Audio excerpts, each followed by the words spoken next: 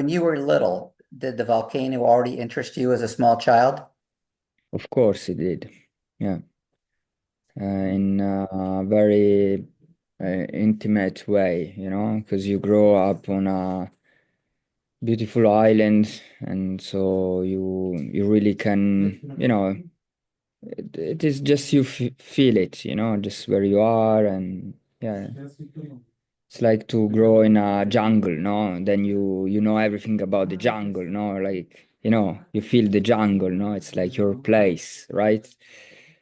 Um, So the people who live there, did they ever have a fear of something drastic happening? So in the past, we experienced like very dramatic moments in our lives because the volcano has been quiet for a long time and then became like more active since 2003. 2002, 2003. So, I mean, for quiet, I mean regular activity, regular explosions. So, was like kind of normal, very normal, steady activity all the time. And Hmm. since 2002, 2003, like eruptive crisis, so period in which the volcano is very active, they increased. So we had like five eruptive crises in the last 20 years. Wow. So Did you ever have to evacuate the island? only once in 2002 after a tsunami. Wow. Okay, so the island had like a very large landslide in the Sciara del Fuoco, so the active side of Stromboli, which triggered a tsunami wave. And basically, we were evacuated. It was also the first time authorities, civil defense department, they noted like Stromboli as a safety issue, not just for us, but also for the Italy coast. As a tsunami, they might reach the Italian coast. Started to develop like the monitoring system, and a warning system today for tsunamis. And then has been implemented, and today we have a warning system for the large explosions. Interesting. What it's also in terms of forecasting volcano is very difficult. So this monitoring system gives like some clues, data to scientists, but they have to be like kind of we say interpretare. So you have to understand. It's a Right. multi-parametric system. It's not easy. With new technologies, maybe we're going to achieve more. In terms of forecastability of large explosions, we have just 5 minutes of warning.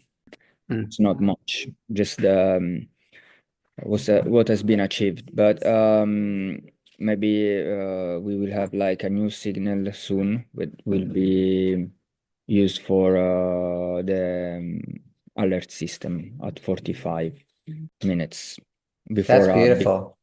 yeah, it's like, This is why I wanted to talk to you because you have a lot of information that's already in your head that now I have it recorded so I can pull it out. So what is it about Stromboli that is so different, so unique from other volcanoes? Because some volcanoes you can hike to, others you cannot hike to. What is it that's specifically unique about Stromboli? so Stromboli for the morphology. Let's suppose we don't see like the safety issue, no, going up on the volcano. So let's talk just Right. about the height. Okay, let's Okay. suppose it's safe or not safe. It doesn't matter. We just go. So Stromboli for its morphology allows us to get very close to the craters. So craters on volcanoes that might be, on the summit of the volcano itself, like in Hmm. Guatemala, Fuego, you can hike, but you cannot reach the top because it's the crater. Mm. Okay. And the spewing lava all the time, I'm talking about like active volcanoes like Stromboli, of course. And Stromboli has like an old part of the volcanic structures, which is above the craters. So till it was allowed, we could observe the Strombolian activity from a privileged point of view, which yeah, was quite close but safe enough for Right. Strombolian explosions. So this is like not all volcanoes like with this kind of activity allow it that you can get so close. So that's one of the unique things of Stromboli, and what really makes Stromboli like so important for humankind is that as a persistent activity. So we I mean we can observe it on a daily basis. So some volcanoes they enter in activity for a while, they can have Strombolian activity for a while, and they might eventually stop. Like I've been in Fuego, this active volcano in Guatemala was active when I've been there. A few days later, stopped the activity, right? Right. But it's very rare that might happen. So that's why it's so famous among volcanoes, no? And the accessibility, the persistent activity, this is the most of it. Yeah, why it's so special. Interesting. Um, about a year and a half ago, we were on the big island of Hawaii, and Mm-hmm. they have two volcanoes there, and one of them is Kilauea, and we were there just a week after it was active. But we could see into the crater. It's quite wide. It's probably 4 or 5 kilometers wide, and you could still see some red glow and some smoke coming out and everything. But we had just missed it by a handful of days. And they don't consider that one dangerous. It just kind of like it's active, but it's in a semi-dormant state to the point of where it hasn't let off anything substantial for many, many years. Yeah, but I remember about Hawaii, like Big Island, F rift eruption. So, well, it's not dangerous, still doesn't break on the sides, fractures and spews lava, destroying villages, no? So that's a risk associated of to living in Hawaii, right? And we have other risks like here. The risk we face are these violent explosions. So Stromboli is the chemistry of magma of Stromboli is similar to Hawaii, but Mm, but Hawaii has like a more fluid and less rich in gas magma. Okay, Stromboli has magma rich in gas. Okay, compared to, let's suppose, the two magmas, the Stromboli one has more gas content in it. got Okay, it. yeah, and also, well, what we can see is that we have in the shallower system of Stromboli, so we talk about the last kilometers, we have like the magma that pools there and it start to crystallize and increase in viscosity. So we see like the system which is the gassing forming those gas bubbles, and we have this like eruptive pattern which is regular because of the recharge of the system with gases coming from below. So it's not very well known what really like the trigger of this violent explosion. The physical we don't have a physical model that explains precisely why does it occur, but we can have a transition, okay, from a steady Strombolian activity to a violent explosion. It's when like new magma, which is rising from the deep feeding system, Right. goes up too fast. So Mm-hmm. and can reach the surface. So the way this magma pass through the magma chamber and reach the surface, it's still very complicated. But what we know is that there is the recharge of the system with new magma with a very high gas content in it. It doesn't have time to be released. So we have gas, then the magma which is starting to rise through the system and burst. So we say, you know, we have to say like the volcano is unpredictable, unforecastable, Right. and so forth, because it's like a disclaimer, right? Hmm. However, through this monitoring system, scientists should be capable or should understand when the magmatic plume, the system of Stromboli, is getting, we say, perturbated. So we should observe at the surface more gas emission.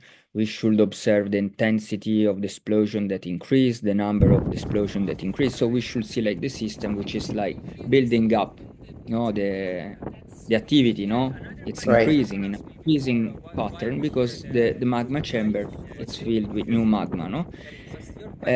In fact, like what happened is that in the last years, in the 20 years, when we had like these five strong explosions, four of them they occurred during an eruptive crisis, or it means like the volcano was not behaving as usual. So we had like important lava flows. So it means the system was perturbated, the system was not stable.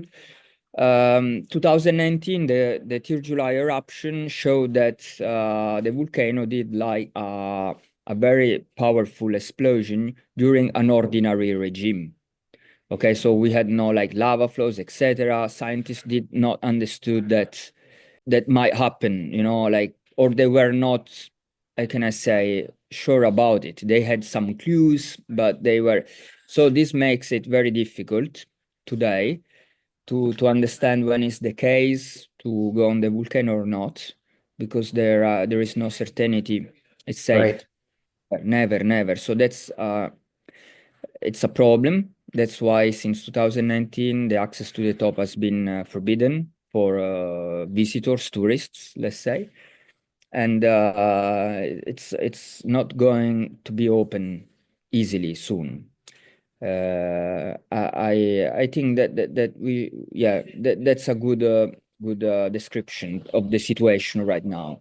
That's perfect. So Magmatech is one of several tour companies there. Do most of the tour companies operate during the winter as well, or is it seasonal? No, it's mainly seasonal. We are an association of local guides. So we live on the island. So in winter as well, we are on the island. But in winter it's a bit difficult to arrive on Stromboli because there are no services. Weather can be very rough, and yeah. So the good season in the Aeolian Islands, it's from Eastern to, let's say, October.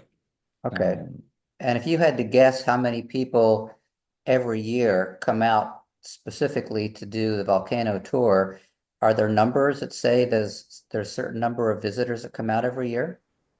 well, 1,000 people, Thousands of people, of course. yeah, thousands. Like we have an average of 150, not just in general, all the people going like 150, 200 per day. And lots of people are coming just also to see Stromboli by the sea because it's beautiful because you can see the volcano by the sea by boat. It's beautiful, no? So in high season it's very crowded as well some days, like August. Yeah,